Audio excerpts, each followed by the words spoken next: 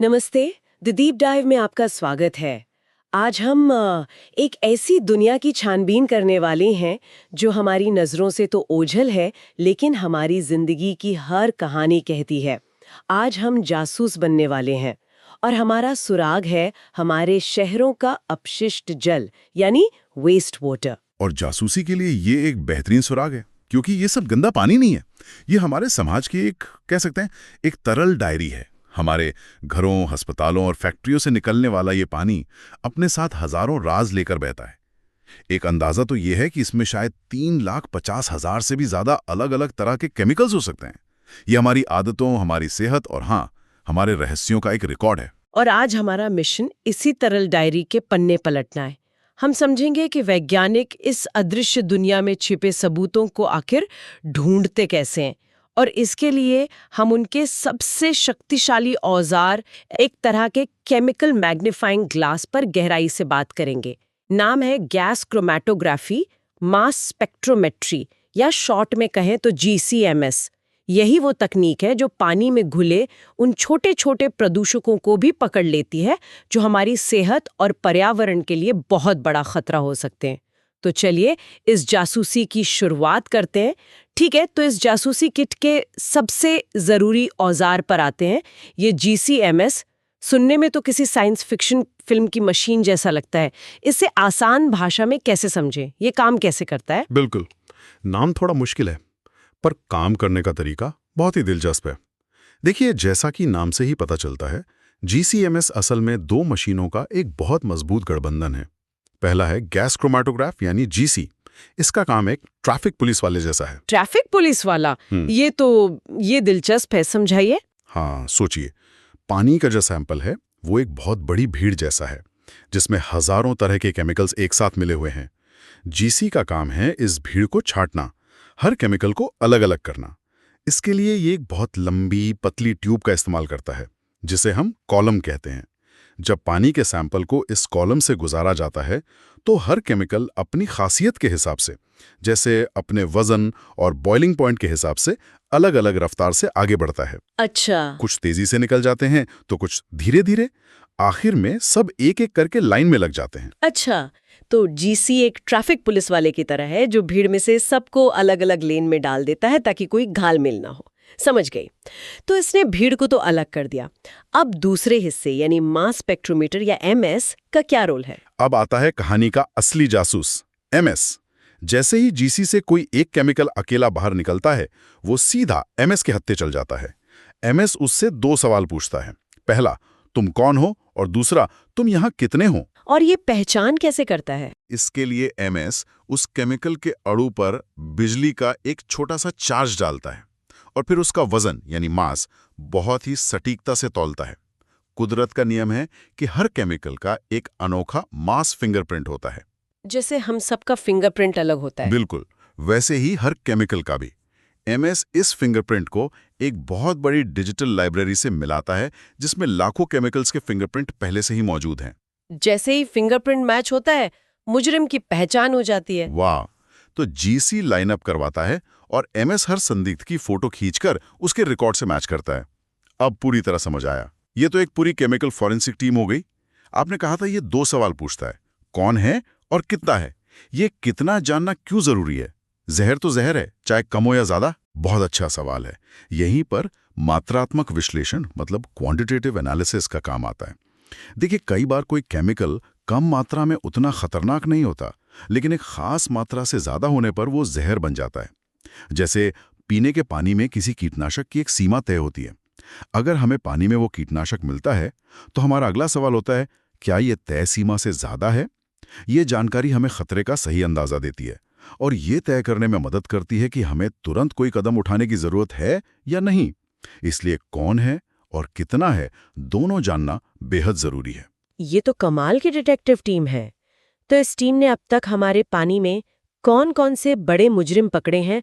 कुछ चौंकाने वाले नाम होंगे, मुझे यकीन है। लिस्ट काफी लंबी और हैरान करने वाली है। ये हमारी आधुनिक जिंदगी का आईना है।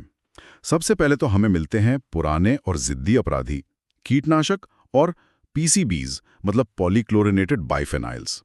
ये खेती से और पुराने बिजली के ट्रांसफार्मर जैसी चीजों से आते हैं। और इन्हें जिद भी किन कह रहे हैं आप? क्योंकि ये पर्यावरण में सालों साल बल्कि दशकों तक बने रहते हैं। ये ये आसानी से खत्म नहीं होते। ये पानी से मछलियों में और फिर मछलियों से इंसानों में पहुंच जाते हैं। इसे बायो एक्यूमुलेशन कहते हैं। मतलब ये ऐसे अपराधी हैं जो हमारी फूड चेन में छुपकर बैठ जाते हैं और धीरे धीरे जहर फैलाते रहते हैं। बाप रे। और हमारी रोजमर्रा की चीजों का क्या, जैसे दवाइयाँ जो हम खाते हैं? हाँ, ये एक बहुत बड़ा और तेजी से बढ़ता हुआ एरिया है। अपशिष्ट जल में हमें हर तरह की दवाइयां मिलती हैं। दर्द की गोलियां, एंटीबायोटिक्स, ब्लड प्रेशर कंट्रोल करने वाली बीटा ब्लॉकर्स और यहां तक कि एंटी डिप्रेसेंट भी। एक मिनट, एंटी डिप्रेसेंट मतलब हम अपने शहर के पानी को देख के ये अंदाजा लगा सकते हैं कि उस शहर के लोगों की मेंटल हेल्थ कैसी है? बिल्कुल, ये वेस्ट वाटर बेस्ड एपिडेमियोलॉजी का एक पहलू है। अगर किसी शहर के सीवेज में एंटी डिप्रेसेंट की मात्रा लगातार बढ़ रही है, तो ये पब्लिक हेल्थ एक्सपर्ट्स के लिए एक सिग्नल हो सकता है कि उस आबादी में तनाव या डिप्रेशन की समस्या बढ़ रही है। इसी तरह एंटीबायोटिक्स का ज्यादा मिलना इस बात का संकेत है कि उनका इस्तेमाल बहुत हो रहा है, जो भविष्य में एंटीबायोटिक रेजिस्टेंस यानी सुपर बग्स के खतरे को बढ़ा सकता है। मैंने कहीं पढ़ा था कि पुलिस और स्वास्थ्य एजेंसियां भी अब सीवेज की जासूसी कर रही हैं, खासकर अवैध ड्रग्स को लेकर। ये सच है क्या? हाँ, ये अब एक बहुत स्थापित तकनीक बन चुकी है। एक्चुअली वैज्ञानिक शहरों के सीवेज ट्रीटमेंट प्लांट से सैंपल लेकर ये पता लगा सकते हैं कि किसी खास शहर या इलाके में कोकीन, एम्फेटामीन या दूसरी नशीली दवाओं की खपत कितनी हो रही है। इससे उन्हें ड्रग्स के हॉटस्पॉट्स और ट्रेंड्स का पता चलता है। जैसे किसी शहर में वीकेंड पर पार्टी ड्रग्स का इस्तेमाल बढ़ जाता है या किसी खास इलाके में एक नए ड्रग का चलन शुरू हो गया है। ये सब डेटा हमें मिल सकता है। ये तो अविश्वसनीय है, पर क्या इससे किसी की निजता मतलब प्राइवेसी को खतरा नहीं है? नहीं, क्योंकि ये डेटा पूरी तरह से गुमनाम, एनोनिमस होता है।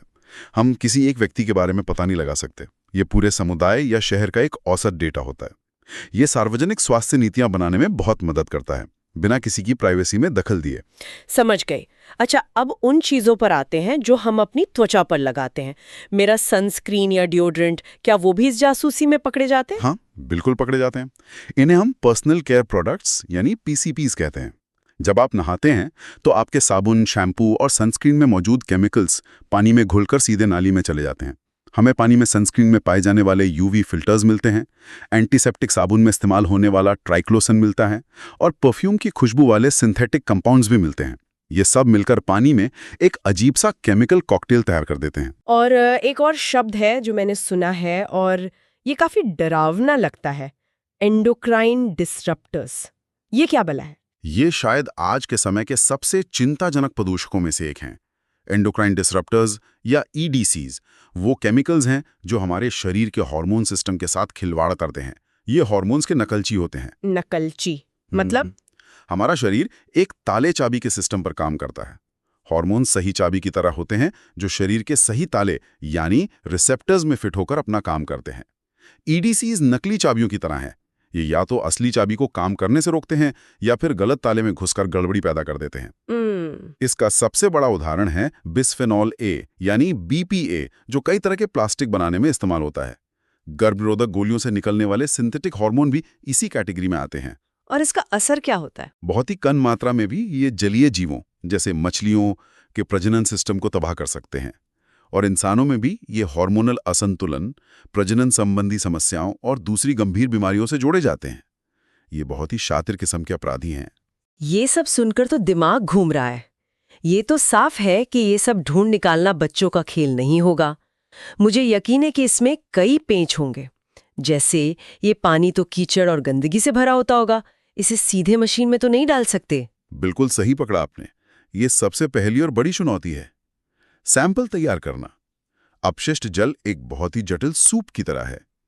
सीधे विश्लेषण करना तो नामुमकिन है, तो जासूसी करने से पहले हमें घटनास्थल को साफ करना पड़ता है। वो कैसे करते हैं? इसके लिए हमें 2 काम करने होते हैं। पहले गंदगी हटाना और फिर जिन केमिकल्स को हम ढूंढ रहे हैं उन्हें कॉन्सेंट्रेट करना। इसके लिए सॉलिड फेज एक्सट्रैक्शन SPE जैसी तकनीकें हैं। इसे ऐसे समझिए जैसे आप एक खास तरह की छन्नी का इस्तेमाल कर रहे हैं जो सिर्फ उन केमिकल्स को पकड़ लेती है जिनकी आपको तलाश है और बाकी पानी को बह जाने देती है। बाद में हम उन पकड़े गए केमिकल्स को थोड़े से सॉल्वेंट के साथ निकालकर मशीन में डालते हैं। ये एक बहुत जरूरी कदम है। ठीक है, तो सैंपल साफ हो गया। पर क्या खुद GCMS तकनीक की भी कोई कमजोरी है? क्या ये हमेशा परफेक्ट होती है? नहीं, कोई भी तकनीक परफेक्ट नहीं होती। और स्टैंडर्ड जीसीएमएस की एक बड़ी सीमा है, खासकर जब हम मुश्किल केस सुलझा रहे हों। जैसे मैंने बताया, एमएस केमिकल की पहचान करने के लिए उस पर इलेक्ट्रॉन की बौछार करता है। इसे इलेक्ट्रॉन आयनीकरण या ईआई कहते हैं। कभी-कभी खासकर बड़े और नाजुक केमिकल्स के लिए ये बौछार इतनी जोरदार होती है कि वो केमिकल छोटे-छोटे टुकड़ों में बिखर जाता है। 1 मिनट, तो आप कह रहे हैं कि आपकी महंगी फोरेंसिक मशीन कभी-कभी सबूत को ही जला देती है या तोड़ देती है? ये तो बड़ी अजीब बात है। इसका कोई तोड़ नहीं है क्या? आपने बिल्कुल सही समझा। और इसी समस्या ने वैज्ञानिकों को एक बेहतर तकनीक खोजने के लिए मजबूर किया। और इसका तोड़ अब मौजूद है, जिसे कहते हैं कोल्ड ईआई। Cold EI? ये क्या है? क्या ये मशीन को फ्रिज में रख देते हैं? नहीं, वैसा कुछ नहीं है। इसका सिद्धांत बहुत ही अनोखा है। कोल्ड ईआई तकनीक में हम केमिकल के अणुओं को विश्लेषण से ठीक पहले एक सुपरसोनिक बीम से गुजारते हैं। ये उन्हें बहुत तेजी से ठंडा कर देता है। यहां ठंडा होने का मतलब है कि उनकी अंदरूनी कांपने वाली ऊर्जा, जिसे वाइब्रेशनल एनर्जी कहते हैं, वो लगभग शून्य हो जाती है। अणु एकदम शांत और स्थिर हो जाते हैं। अच्छा, इसे ऐसे समझिए कि अगर आपको किसी भागते हुए इंसान की साफ तस्वीर लेनी है तो आप उसे पहले फ्रीज बोलेंगी। कोल्ड ईआई भी केमिकल्स के साथ यही करता है, उन्हें एक पल के लिए फ्रीज कर देता है ताकि उनकी पहचान साफ साफ हो सके। बेहतरीन एनालॉजी है, बिल्कुल यही होता है। और जब ये शांत और स्थिर अणु एमएस में पहुंचते हैं तो इलेक्ट्रॉन की बौछार उन्हें तोड़ नहीं पाती, वो उस ऊर्जा को झेल जाते हैं। इसका नतीजा ये होता है कि हमें उस अणु का पूरा बिना टूटा हुआ मॉलिक्यूलर आयन मिलता है। ये मॉलिक्यूलर आयन उस केमिकल का असली पहचान पत्र होता है। स्टैंडर्ड तकनीक में ये पहचान पत्र अक्सर जल जाता था, जिससे पहचान अधूरी रह जाती थी। कोल्ड ईआई में ये पहचान पत्र एकदम साफ और पढ़ने लायक मिलता है। तो ये सिर्फ एक छोटा मोटा सुधार नहीं है, ये तो पूरा गेम चेंजर हुआ। हाँ, कई वैज्ञानिक इसे स्टैंडर्ड ईआई का बेहतर रिप्लेसमेंट मानते हैं। ये सिर्फ पहचान को पुख्ता नहीं करता, बल्कि विश्लेषण को तेज भी बनाता है। और हम उन नाजुक केमिकल्स का भी पता लगा सकते हैं जिन्हें पहले देखना नामुमकिन था। यह तकनीक जीसीएमएस और एक और एडवांस तकनीक एलसीएमएस के बीच का फासला कम कर रही है, जिससे हमारी जासूसी की ताकत कई गुना बढ़ गई है। तो आज की इस पूरी छानबीन का सार ये है कि जिसे हम कचरा समझकर बहा देते हैं वो असल में डेटा का खजाना है। अपशिष्ट जल हमें हमारी आदतों का, हमारी सेहत का और पर्यावरण पर हमारे असर का एक कच्चा चिट्ठा दिखाता है। और जीसीएमएस जैसी तकनीकें, खासकर कोल्ड ईआई जैसे सुधारों के साथ, हमें इस अदृश्य डायरी को पढ़ने की शक्ति देती हैं। बिल्कुल, और भविष्य में ये शक्ति और भी जरूरी होने वाली है। यूरोपीय संघ जैसे संगठन 2045 तक पानी से इन सूक्ष्म प्रदूषकों को हटाने के लिए बहुत कड़े नियम बना रहे हैं। इन लक्ष्यों को हासिल करने के लिए कोल्ड ईआई जैसी सटीक और तेज तकनीकों की जरूरत पड़ेगी। ये सिर्फ पर्यावरण बचाने की बात नहीं है, ये सार्वजनिक स्वास्थ्य की निगरानी का एक अभूतपूर्व जरिया भी है। और ये बात मुझे एक बहुत ही दिलचस्प ख्याल की तरफ ले जाती है। हम ड्रग्स और बीमारियों की बात कर रहे हैं, तो क्या भविष्य में ये तकनीक हमारी सेहत की भविष्यवाणी भी कर सकती है? ये अब सिर्फ ख्याल नहीं बल्कि एक हकीकत बनता जा रहा है। कोविड-19 महामारी के दौरान कई देशों ने सीवेज की निगरानी करके वायरस के फैलाव का पहले से पता लगाया था। सोचिए, अगर किसी इलाके के सीवेज में फ्लू वायरस या किसी और बीमारी के जेनेटिक मटेरियल की मात्रा बढ़ने लगे, तो हम उस बीमारी के बड़े पैमाने पर फैलने से हफ्तों पहले ही हेल्थ अलर्ट जारी कर सकते हैं। यह हमें तैयारी करने का कीमती समय दे सकता है। तो मतलब ये सिर्फ एक डायरी नहीं बल्कि भविष्य बताने वाला एक आईना भी बन सकता है। सही कहा। तो हम अपने श्रोताओं को इसी एक सवाल के साथ छोड़ जाते हैं। अगर हमारे शहर का अपशिष्ट जल हमारी सामूहिक आदतों और स्वास्थ्य की एक डायरी है, तो भविष्य में ये डायरी हमें महामारियों या स्वास्थ्य से जुड़े रुझानों के बारे में उनके फैलने से पहले ही क्या चेतावनी दे सकती है? ये सोचना इस तकनीक के भविष्य की संभावनाओं को एक बिल्कुल नई दिशा देता है।